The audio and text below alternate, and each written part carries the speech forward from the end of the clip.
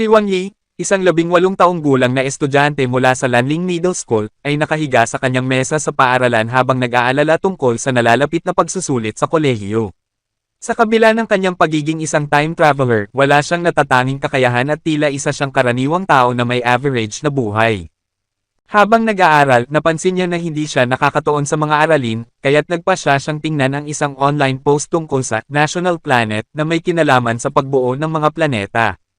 Ang bawat tao na umabot sa 18 taong gulang ay may pagkakataong gisingin ang kanilang sariling planeta, at ang mga matagumpay na Magi gising ay magiging Planet Master na makakakuha ng Creation Sandbox at Planet Energy.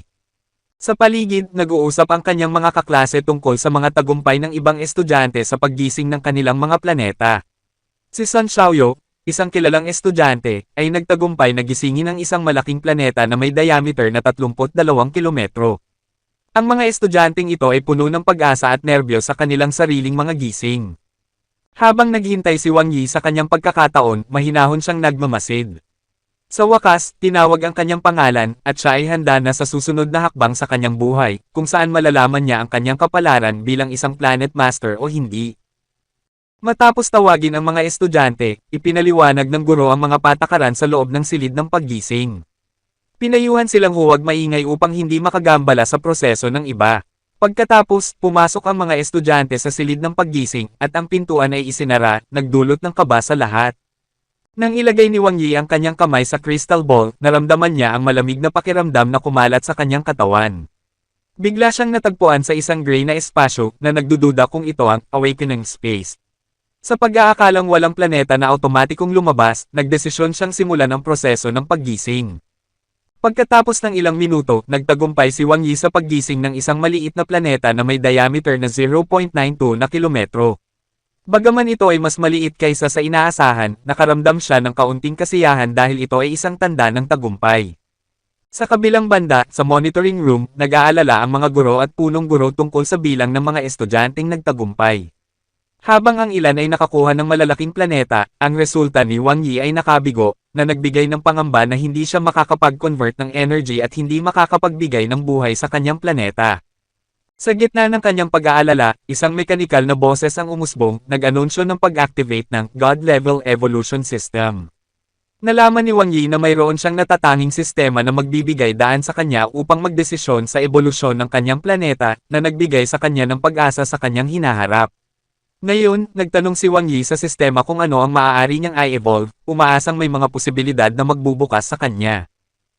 Habang nag-iisip si Wang Yi tungkol sa ebolusyon ng kanyang planeta, nag-alinlangan siya sa pagpili ng cultivation civilization dahil sa mas mataas na posibilidad ng mga ibang mas advanced na sibilisasyon tulad ng prehistoric civilization o fantasy civilization. Napagtanto niya na mas mainam na pumili ng mas mataas na antas ng sibilisasyon upang makamit ang mas mabuting benepisyo mula sa kanyang planeta. Sa huli, nagpasya si Wang Yi na piliin ang prehistoric civilization dahil sa kumpletong sistema nito at ang mga potensyal na benepisyo ng mas mataas na anyo ng buhay. Ngunit nang tanungin niya ang sistema tungkol sa mga kinakailangan para sa ebolusyon ng sibilisasyon, nalaman niyang kailangan niyang magkaroon ng planet energy na wala pa siya. Ipinakita ng sistema ang tatlong opsyon para sa ebolusyon, at agad na pinili ni Wang Yi ang ikatlong opsyon na may 99.999% na tagumpay, ang paggamit ng natitirang orihinal na kapangyarihan upang gawing chaos gas na magpapabuti sa kapaligiran ng kanyang planeta. Habang nag-transform ang sistema, nagtanong si Wang Yi tungkol sa mga kakayahan ng God-level evolution system, at nalaman niyang ito ay may kakayahang mag-convert ng enerhiya, mag-evolve ng planeta, at mag-accelerate ng oras.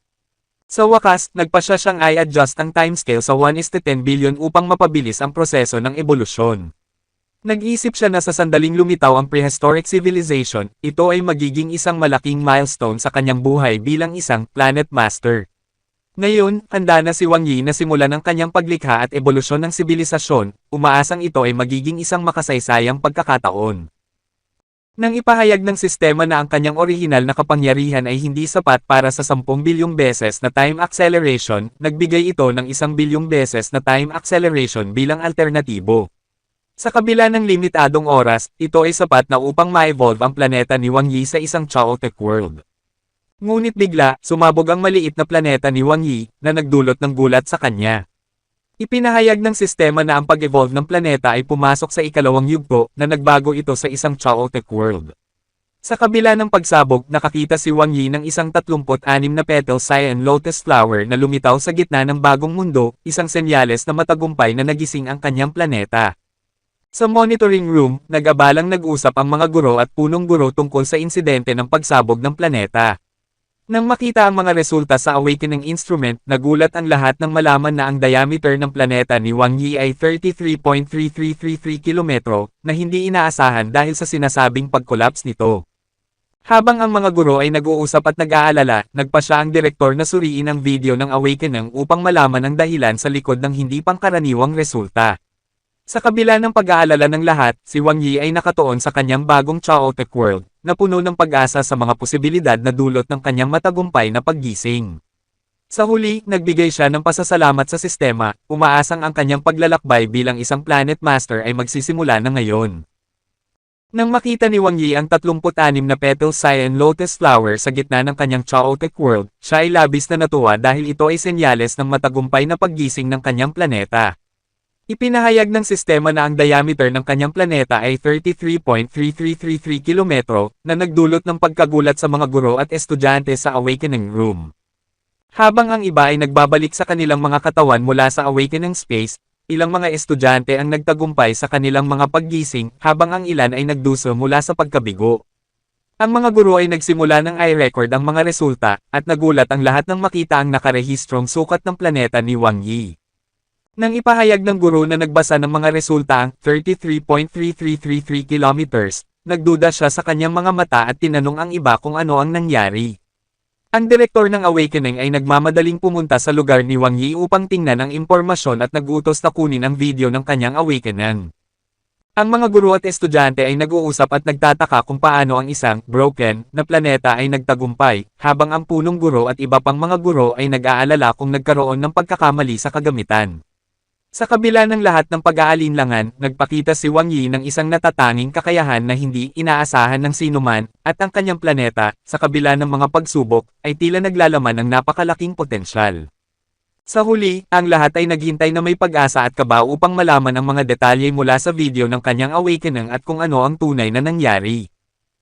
Habang sinuri ng mga guro at estudyante ang video ng awakening, natuklasan nila na ang planeta ni Wang Yi ay sumabog na nagdulot ng tawanan mula sa mga kaklase. Ang mga estudyante ay nagtanong kung paano maaaring magtagumpay ang isang broken na planeta, ngunit ang lahat ay nagulat nang makita ang isang cyan lotus flower na lumitaw mula sa gitna ng gray mist.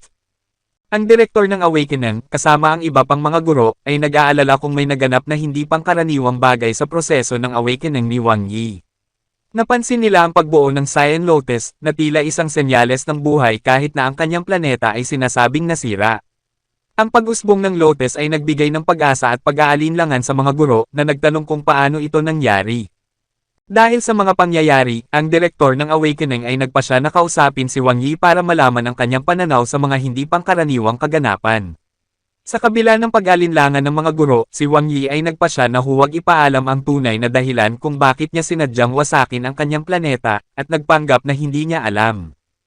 Habang ang mga guro ay patuloy na nag-uusap at nag-iisip tungkol sa hindi pangkaraniwang sitwasyon, ang mga kaklase ni Wang Yi ay puno ng pag-usisa at mga tanong na nagbigay diin sa kanyang natatanging kakayahan at potensyal sa harap ng lahat.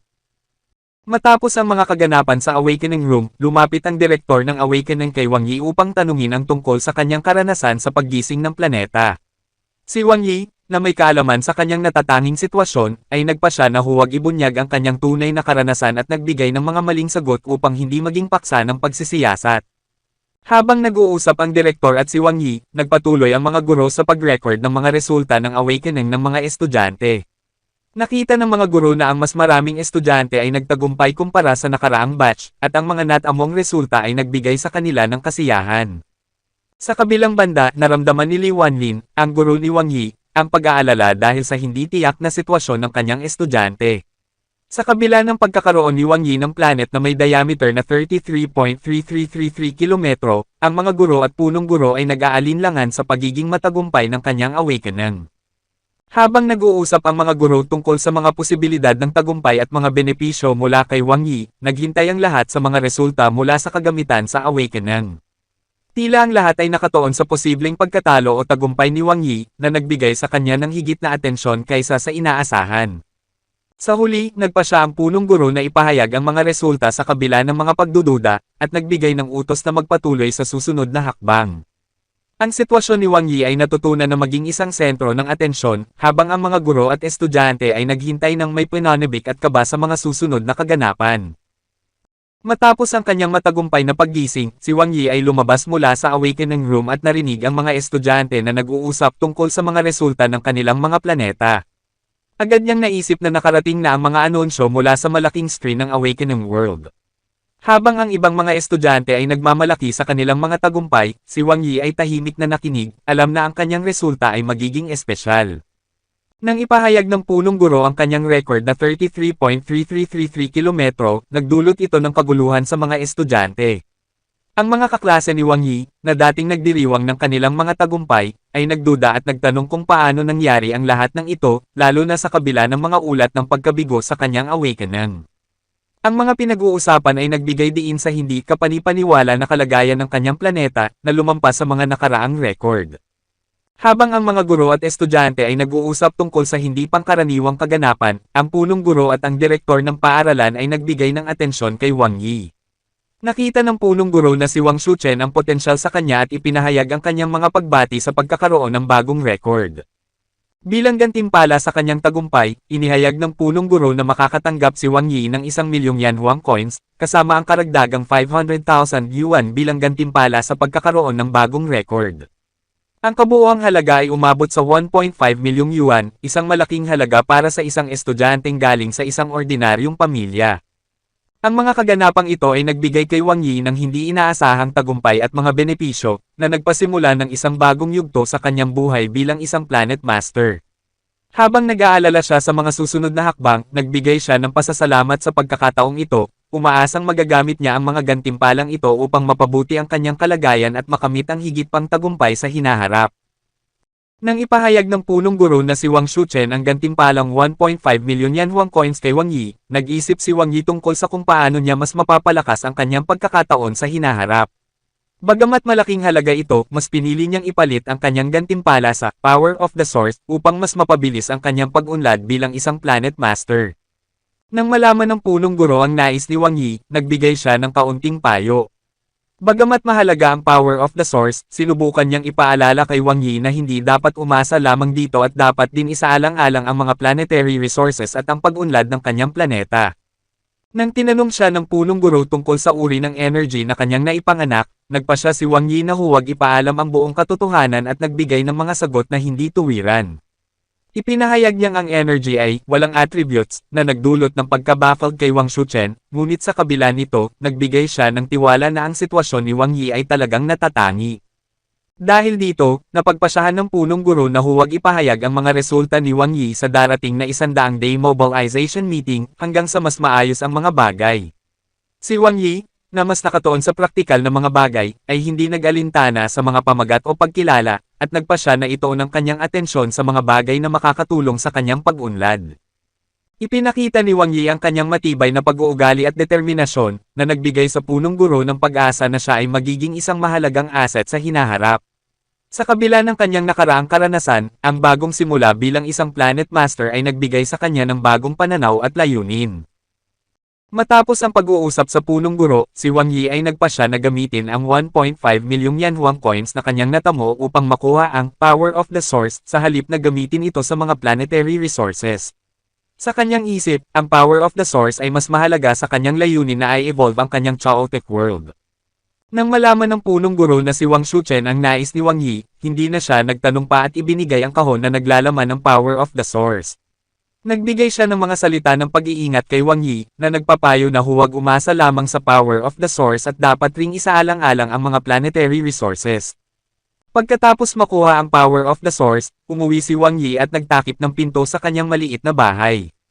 Kinuha niya ang box at inisip ang tungkol sa bagong pagkakataon na mayroon siya.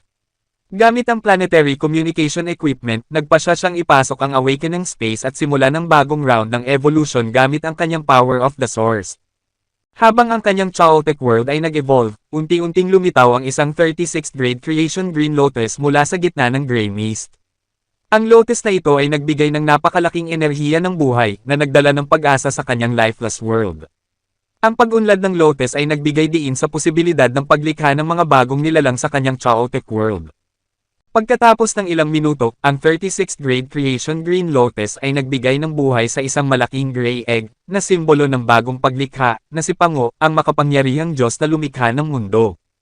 Ang kanyang paglitaw ay nagdala ng napakalaking saya kay Wang Yi, na nagbabalak na maging saksi at tagalikha ng isang bagong sibilisasyon sa kanyang chaotic world. Ang mga kaganapang ito ay nagbigay kay Wang Yi ng bagong pananaw at layunin, na nagbigay diin sa kanyang natatanging kakayahan bilang isang planet master sa harap ng mga hamon na darating.